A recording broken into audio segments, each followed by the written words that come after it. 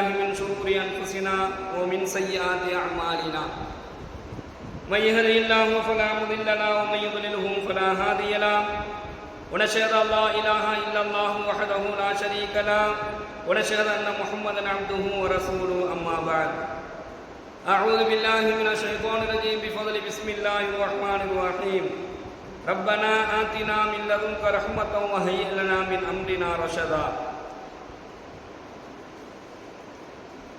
கண்ணியத்திற்குரிய அல்லாஹ்வின் நல்லடியார்களே, சகோதரர்களே, ரப்பனா ஆத்தினா மின் லதுன்க ரஹ்மத்தன், எங்கள் இறைவா உன்னுடைய ரஹ்மத்தை எங்களுக்கு வழங்குவாயாக. வஹய்யிஹ் லனா மின் அம்ரினா ரஷதா, இன்னும் எங்கள் காரியங்களில் நேரான பாதையை எங்களுக்கு அமைத்து தருவாயாக. எல்லாம் வல்ல இறைவன் அத்தகைய நற்பாக்கியத்தை நம் அனைவருக்கும் வழங்குவானாக. கண்ணியமிக்க அல்லாஹ்வின் நல்லடியார்களே, சகோதரர்களே, எல்லாம் வல்ல இறைவன் இந்த உலகத்தினுடைய அந்த அழிவு நாளை பற்றி தன்னுடைய திருமறையிலே கூறுகின்றான். உலகம் அழிய போவதை பற்றி அல்லாஹ் தன்னுடைய திருமறையின் மூலமாக சொல்ல வருவதனுடைய நோக்கம் என்ன அப்படின்னு சொன்னா, இந்த உலக வாழ்க்கையும் இந்த உலகமும், இந்த உலகத்துல நாம் எதையெல்லாம் பார்க்கின்றோமோ, இந்த உலகத்துல எதையெல்லாம் பார்த்து நாம பிரமிக்கிறோமோ, இந்த உலகத்துல எதையெல்லாம் பார்த்து நான் நேசம் கொள்றோமோ, இந்த உலகத்துல எதையெல்லாம் பார்த்து நாம அனுபவிக்கணும், இந்த உலகத்துல நம்ம வாழணும் என்பதாக உள்ளத்துல ஆசை கொண்டு எண்ணுகின்றோமோ, அத்தகைய இந்த உலகம், இந்த உலகத்தில் இருக்கக்கூடிய எல்லா வஸ்துக்களும், மனிதன் உட்பட எல்லா வஸ்துக்களும் ஒரு நாள் ஒன்றுமே இல்லாமல் அது அழிந்து போய்விடும் என்பதை அல்லாஹ் தன்னுடைய திருமறையின் மூலமாக நமக்கு ஞாபகம் ஊட்டுகின்றார். உலகம் எப்படி படைக்கப்பட்டதோ, இந்த உலகத்தை எப்படி அல்லாஹ் பார்த்து பார்த்து ஒவ்வொன்றாக படைத்தானோ, அதே போன்று இந்த உலகை அழிப்பதற்கு அல்லாஹ் பார்த்து பார்த்து அழிக்கப்படுவதில்லை. ஒரே ஒரு சூர் ஊதப்படும் பொழுது இந்த வானமும் பூமியும் ஒன்றோடு ஒன்றாக அது இணைந்து, அது ஒன்றும் இல்லாத, அது மலைகள் எல்லாம் தூள் தூளாக பஞ்சு பஞ்சாக பறந்து அது ஒன்றும் இல்லாததாக ஆகிடும் அப்படின்னு அல்லாஹ் மறுமை நாடு, அந்த உலக அழிவு நாடினுடைய அந்த நிகழ்வை பற்றி அல்லாஹ் தன்னுடைய திருமுறையில சொல்றான்.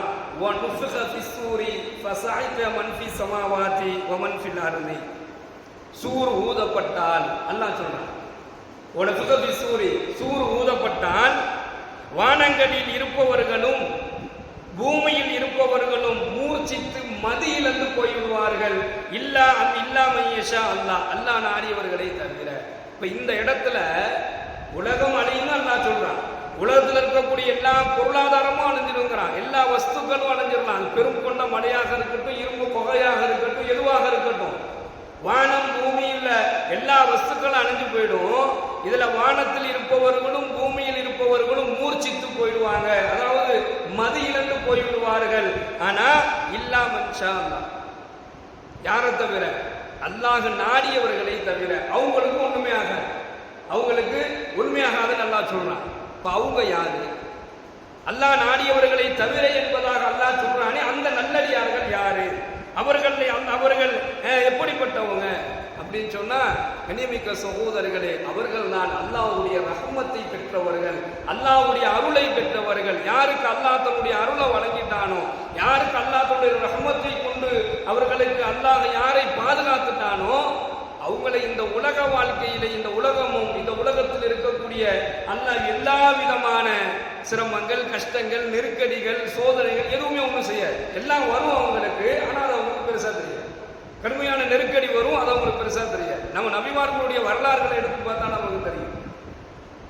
நபிமார்களுடைய வரலாறுகளை நம்ம எடுத்து பார்த்தா தெரியும். ஹஸரத் அய்யூப் நபி அலைஹிஸ்ஸலாத்து வஸலாம் அவர்கள், அவங்களுக்கு வராத நெருக்கடியே இல்லை, அவங்களுக்கு வராத அந்த அது போன்ற ஒரு நோயை இதுவரைக்கும் யாரும் சந்திக்கல. அப்படிப்பட்ட ஒரு நோய் அவங்களுக்கு வந்துச்சு. அது கொஞ்சோண்டு இருந்து உடலில் ஒரு சின்னதா வந்த ஒரு மச்சத்தை போன்று வந்த ஒரு சின்ன ஒரு காயம். அந்த காயம் பெரிதாகி பெரிதாகி பெரிதாகி அது பரவி பரவி உடல் முழுவதும் கடுமையான அந்த நோய் தாக்க ஆரம்பித்தது. அந்த வரலாறுகளை எடுத்து நாம் பார்க்கும் பொழுது சொல்வார்கள், அய்யூப் நபி அலைஹிஸ்ஸலாத்து வஸலாம் அன்னவர்களுடைய உடலில் இருக்கக்கூடிய காயத்திலிருந்து புழுக்கள் கீழே விழுகும். அந்த புழுக்களை எடுத்து மீண்டும் தன்னுடைய காயங்களிலே போட்டுக் கொள்வார்கள்.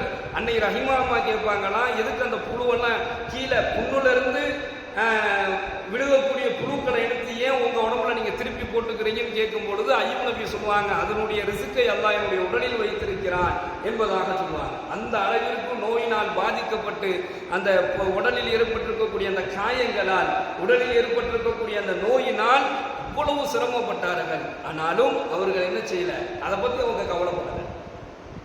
அப்போ இறையச்சவாதிகள் அல்லாஹ் யாருக்கு அருளை வழங்கினானோ அந்த அருளை பெற்றவர்கள், அல்லாஹ்வுடைய ரஹ்மத்தை பெற்றவர்களுக்கு நெருக்கடி சோதனைகள் எல்லாம் வந்தாலும் அது அவங்களுக்கு பெருசா தெரியாது. யாருக்கு அல்லாஹ் தன்னுடைய அருளை வழங்கலையோ, யாருக்கு அல்லாஹ் கருணை காட்டலையோ, தன்னுடைய ரஹ்மத்தை கொடுக்கலையோ, அவருக்கு சின்னதா ஒரு பிரச்சனை வந்தாலும் நினைக்கிறார், சின்னதா ஒரு பிரச்சனை வந்தாலும் பயந்து போயிடுவார். இன்னைக்கு நம்ம நிறைய பேரை பார்க்கிறோம், ஒரு சிறிய ஒரு கவலையான ஒரு செய்தி வந்துவிட்டால் கூட துவண்டு போறதை பார்க்கிறோம். அது பொருளாதார நெருக்கடியா இருக்கட்டும், குடும்ப பிரச்சனையா இருக்கட்டும், தொழில் பிரச்சனையாக இருக்கட்டும், உடலில் இருக்கக்கூடிய நோயினுடைய பிரச்சனையாக இருக்கட்டும். சில பேர்லாம் அவங்க உடம்புல நோய் இருக்குன்னு தெரிஞ்சிட்டாலே அந்த நோயை நினைச்சு அவர் இன்னும் பெரும் நிறைய நோய் அவர் வாங்கிக்குவார். உடலில் உங்களுக்கு இப்படி ஒரு வியாதி இருக்குதுங்க அப்படின்னு சொல்லிட்டோம் அப்படின்னு சொன்னா, ஐயோ எனக்கு இப்படி ஒரு வியாதி இருக்கா, எனக்கு இப்படி ஒரு வியாதி இருக்கான்னு அதை நினைச்சு இன்னும் பெரும் வியாதிகளை என்ன செஞ்சிடும் அவருக்கு வர்றதை நம்ம பார்க்கிறோம். அப்போ பயம், பதட்டம். அதே போன்று பொருளாதார நெருக்கடி வந்துருச்சு, நான் என்ன செய்ய போறேன்னு தெரியலையே, என் காசு பணம் எல்லாம் இப்படி ஆகி போயிடுச்சு, என் தொழில் இப்படி போயிடுச்சு, நான் என்ன செய்ய போறேன் கூடிய பயம் வந்துடும். ஆனால் யாருக்கு அல்லாஹ் தன்னுடைய ரஹ்மத்தை வழங்கினானோ அவர்களுக்கு எதுவுமே செய்யாது. சோதனைகள் வரும், கஷ்டங்கள் வரும், சிரமங்கள் வரும், ஆனா அவங்க அதை பத்தி கவலையே பட மாட்டாங்க. அது எப்படி வந்துச்சோ அப்படி எல்லாம் நீக்கி வச்சிருவான். இதுதான் அல்லாஹ்வால் ரஹ்மத் செய்யப்பட்ட அருள் செய்யப்பட்டவர்கள். அத்தகையவர்களை அல்லாஹ் எது வரைக்கும் காப்பாற்றுவான் அப்படின்னு சொன்னா, இந்த உலகம் அழியப்படக்கூடிய நேரத்தில் சூறு ஊதப்படும் பொழுது வானத்தில் இருப்பவர்கள் பூமியில் இருப்பவர்கள் எல்லாம் மூச்சு இழந்து மதி இழந்து போகக்கூடிய இந்த நேரத்தில் கூட இல்லா மன்ஷா அல்லாஹ் சில தான் நாடியவர்களை அல்லாஹ் காப்பாற்றுவானே, அந்த நாடியவர்களாக அல்லாஹ்வுடைய ரஹ்மத்தை பெற்றவர்கள் இருப்பார்கள்.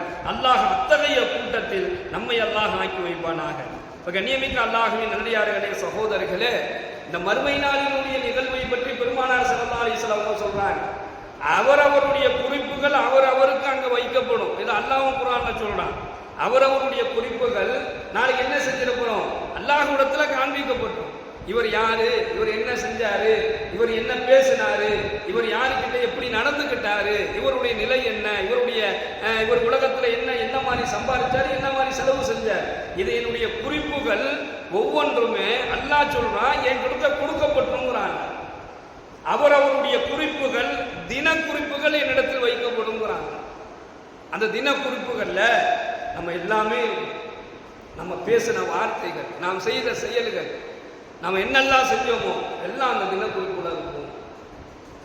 நபிமார்களே கொண்டு வரப்படுவார்கள், நபிமார்களுக்கு அங்கு விசாரணை செய்யப்படும். அந்த நபிமார்கள் என்ன செஞ்சாங்க என்பதற்கு உண்டான விசாரணை அங்கு அவங்களுக்கே நடைபெறும்.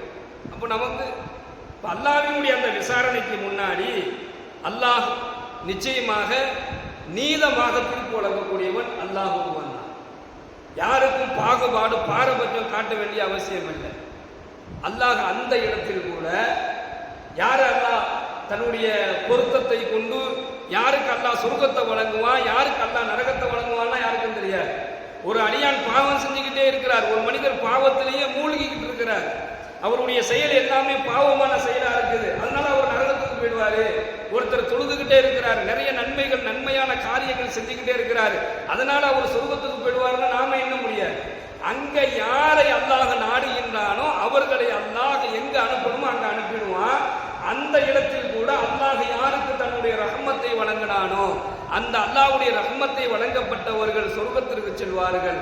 யாருக்கு அல்லாஹ்வுடைய அருள் என்னும் ரஹ்மத்து கிடைக்கலையோ அவர்கிட்ட எவ்வளவு நல்லது இருந்தாலும் அல்லாஹ் நாடுனாத்தான் அவருக்கு சொர்க்கம் கிடைக்கும், அல்லாஹ் நாடலைன்னா கிடைக்காது. ஒரு மலை அளவு நன்மையை கொண்டு அல்லாஹ்வுக்கு முன்னாடி ஒரு அடியான் வருவாரு, ஆனா அந்த நன்மைகள் எல்லாம் புழுதிகளாக அல்லாஹ் பறக்க விட்டு விடுவான் என்பதாக பெருமானார் ஸல்லல்லாஹு அலைஹி வஸல்லம் அவர்கள் சொல்வார்கள். அப்ப அல்லாஹ் யாரை நாடுகின்றானோ, அல்லாஹ் யாருக்கு தன்னுடைய ரஹ்மத்தை வழங்குறானோ அவங்களுக்கு தான் சொர்க்கமா நரகமா, அல்லது அல்லாஹ் நரகத்தை விட்டு பாதுகாத்து சொர்க்கத்திற்கு அனுப்புவானா, தன்னுடைய பொருத்தத்தை அல்லாஹ் வழங்குவானா என்பது அங்கதான். அதனால தான் இந்த துவா ரொம்ப மிக முக்கியமானது. ரப்பனா ஆத்தினா மில்லதுன்க ரஹ்மத்தன், அல்லாஹ் இடத்துல இதை கண்டிப்பாக ஒவ்வொரு நாளும் கேட்கணும். என்னுடைய இறைவா உன்னுடைய ரஹ்மத்தை எனக்கு வழங்குவாயாக. இதுல பல அர்த்தங்கள் புரிஞ்சிருக்கு. இந்த ஒரு சின்ன ஒரு வார்த்தையில பல விஷயங்கள் இதுக்குள்ள அடங்கியிருக்கு. ஒவ்வொரு நாளும் இதை கேட்கணும். என்னுடைய இறைவா உன்னுடைய ரஹ்மத்தை எனக்கு வழங்குவாயாக. ரஷதா, நான் என்னென்ன காரியங்கள்லாம் மனசுல நினைச்சுக்கிட்டு இருக்கிறானோ, என்னுடைய காரியங்கள் என்னவெல்லாம் இருக்குதோ அதெல்லாம் நேரான பாதையில் அமைச்சு கொடு, அதெல்லாம் நேரான பாதையில் அமைத்து கொடு என்பதாக இந்த துவாவை அல்லாஹ் நமக்கு கற்றுக் கொடுக்கிறார். அப்ப அல்லாஹ்விடத்தில் இந்த துவாவை அதிகமாக கேட்கணும். இப்படி யார் அதிகமாக கேட்கிறாங்களோ நிச்சயமாக அல்லாஹ் அவர்களுக்கு தன்னுடைய ரஹ்மத்தையும் தன்னுடைய அருளையும் அல்லாஹ் வழங்குகின்றான். நம்முடைய காரியங்களை அல்லாஹ் லேசாக்கி அதை முடிப்பதற்கு உண்டான நேரான பாதை அல்லாஹ் நமக்கு அமைத்து வைக்கின்றான். எல்லாம் வல்ல இறைவன் தன்னுடைய ரஹ்மத்தை நம் அனைவருக்கும் வழங்குவானாக. வாயு தர்வானா அல்ஹம்துலில்லாஹி ரப்பில் ஆலமீன்.